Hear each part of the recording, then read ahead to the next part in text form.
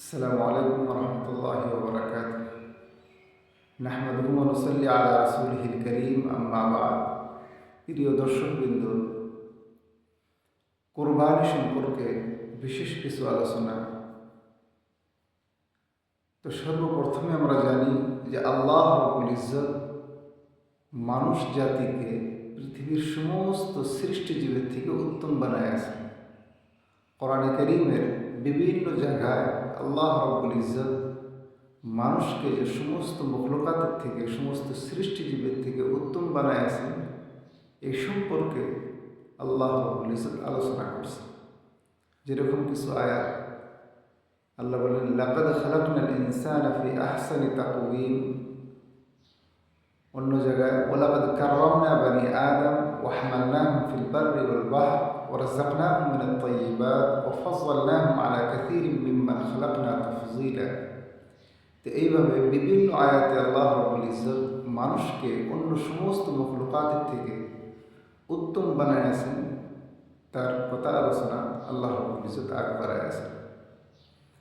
বাকি সমস্ত মখলুকাতকে মানুষের সেবার জন্য আল্লাহ রাব্বুল ইজ্জত বানায় আছেন। তো ওই সমস্ত মখলুকাতের ভিতরে থেকে জীবজন্তু অন্যতম। মানুষ জীবজন্তু থেকে বিভিন্ন ধরনের নিজের ফায়দা অর্জন করে। যেরকম কিছু জীবজন্তু মানুষ বোঝা টানার জন্য ব্যবহার করে, কিছু জীবজন্তু হাল জোতার জন্য ব্যবহার করে, কিছু জীবজন্তু সাওয়ারের জন্য ব্যবহার করে, আবার কিছু জীবজন্তু খাদ্য হিসাবে মানুষের ব্যবহার করে থাকে।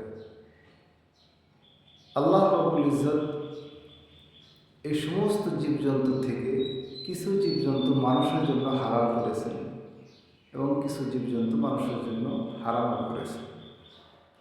যে সমস্ত জীবজন্তুর মাঝে জাহিরি এবং বাতিনি, প্রকাশ্য এবং লুকিত কিছু দোষ থাকে, ও সমস্ত জীবজন্তু যেটা মানুষের জন্য উপকারী না, আল্লাহ রাব্বুল ইজ্জত ও সমস্ত জীবজন্তু মানুষের জন্য হারাম করেছেন। এবং কিছু জীবজন্তু মানুষের জন্য উপকারী, মানুষ ইচ্ছা করলে খেতে পারে, ওই সমস্ত জীবজন্তু মানুষের জন্য আল্লাহ রাব্বুল ইজ্জত হালাল করেছে। এমনকি হযরত ইব্রাহিম আলাইহিস সালাম যে আল্লাহর মহব্বতে হযরত ইসমাইল আলাইহিস সালামকে পেশ করেছিলেন, যার বদলে আল্লাহ রাব্বুল ইজ্জত ফিদিয়া হিসেবে মেন্ঢাকে কুরবানি আদায় দিয়েছেন, ফিদিয়া হিসেবে দিয়েছেন। তো এই ঘটনা